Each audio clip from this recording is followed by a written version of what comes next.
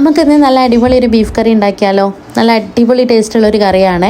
എന്തിൻ്റെ കൂടെ അടിപൊളി നമ്മുടെ ചോറിൻ്റെ ഒപ്പമായാലും നെയ്ച്ചോറിൻ്റെ ഒപ്പമായാലും പത്തിരിയുടെ ഒപ്പമായാലും പൊറാട്ടയുടെ ഒപ്പമായാലും പുട്ടിൻ്റെ ഒപ്പമായാലും ഒക്കത്തിന് ഒരേ കോമ്പിനേഷൻ. നല്ല അടിപൊളി ടേസ്റ്റാണ്. അപ്പോൾ എങ്ങനെ ഉണ്ടാക്കുന്നത് നോക്കാം. അതിനായിട്ട് നമ്മൾ നെയ്യും എല്ലൊക്കെ കൂടിയിട്ടുള്ള ബീഫ് തന്നെ എടുക്കുക. അതാകുമ്പോൾ ഒരു പ്രത്യേക ടേസ്റ്റാണ് കേട്ടോ. ഒരു 3 പഴുത്ത വലിയ തക്കാളി, ഒരു 3-4 അല്ലി പച്ചമുളക്, പിന്നെ ആവശ്യത്തിലധികം ചുവന്നുള്ളി എടുത്തോളൂ കേട്ടോ. 2 പിടിയോളം ചുവന്നുള്ളി ഉണ്ടാവും. ഇത് നമുക്കൊന്ന് ക്രഷ് ചെയ്തെടുക്കണം. വേറെ വലിയ ഉള്ളിയും കാര്യങ്ങളൊന്നും ചേർക്കുന്നില്ല.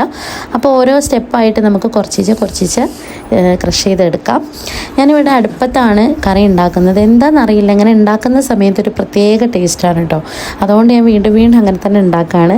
ആവശ്യത്തിനുള്ള വെളിച്ചെണ്ണ ഒഴിച്ചിട്ട് അതിലേക്ക് ഉലുവ, പെരുംജീരകം, പട്ട, പൂവ്, ഏലക്ക, പട്ടയുടെ ഇല, അതൊക്കെ ഞാനതിൽ കാണിച്ചിട്ടുണ്ട്. ആ ഒരു അളവിന് ഇട്ടാൽ മതി കേട്ടോ. എന്നിട്ട് നന്നായിട്ടൊന്ന് ചൂടാക്കി മൊരിച്ചൊന്ന് എടുക്കണം. ഒന്ന് ചൂടാക്കി എടുത്താൽ മതി. അപ്പോഴത്തേക്കും നമുക്കതിലേക്ക് ക്രഷ് ചെയ്ത് വെച്ചിട്ടുള്ള ആ ചുവന്നുള്ളിയുടെ ആ ഒരു ആ ഒരു ചുവന്നുള്ളി ചേർത്ത് കൊടുക്കാം.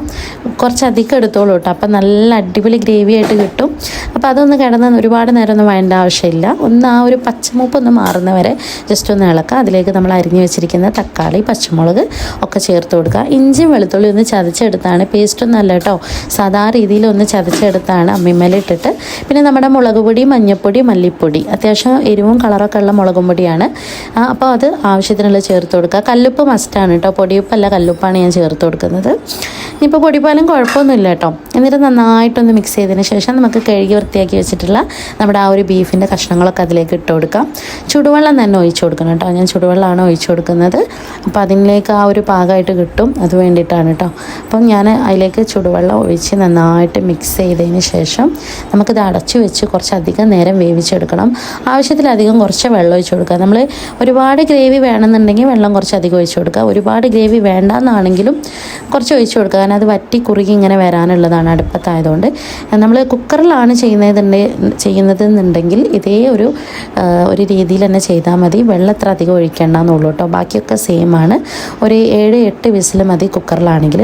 അപ്പോൾ വെള്ളമൊക്കെ ഒഴിച്ച് നന്നായിട്ട് തിള വരുന്നുണ്ട്.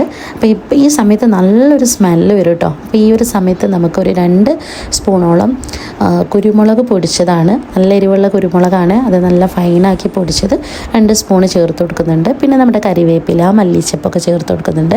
പുതിനയിലൊന്നും ചേർക്കുന്നില്ല. മല്ലിച്ചപ്പും തന്നെ ഒരുപാട് മല്ലിയിൽ ചേർക്കണ്ട കേട്ടോ. അപ്പോൾ നമ്മുടെ ആ ഒരു നാടൻ ടേസ്റ്റ് അങ്ങ് പോവും, അതാണ്.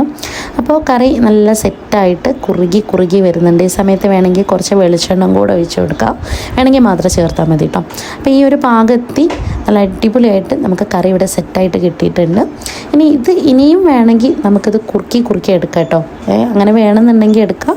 അതല്ല കുറച്ചും കൂടെ നല്ല ഗ്രേവി ആയിട്ട് വേണമെന്നാണെന്നുണ്ടെങ്കിൽ നമ്മുടെ ആ ഒരു പാകത്തുമ്പോൾ ബീഫ് വെന്തിട്ടുണ്ടെങ്കിൽ നമുക്ക് നേരെ തീയിന്ന് ഇറക്കി വയ്ക്കാം കേട്ടോ.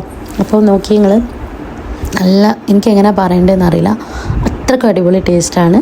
ഞങ്ങളിവിടെ ചോറ് എടുത്തിട്ടുണ്ട്. ഭക്ഷണം കഴിക്കാൻ വേണ്ടി വന്നാട്ടോ. നേരെ കറി കണ്ടപ്പോൾ പ്ലേറ്റിൽ ചോറാക്കി എൻ്റെ അടുത്തേക്ക് വന്നതാണ്. അപ്പോൾ അത് ഇങ്ങനെ വിളമ്പി ഞാൻ ഒഴിച്ചു കൊടുക്കുന്നുണ്ട്.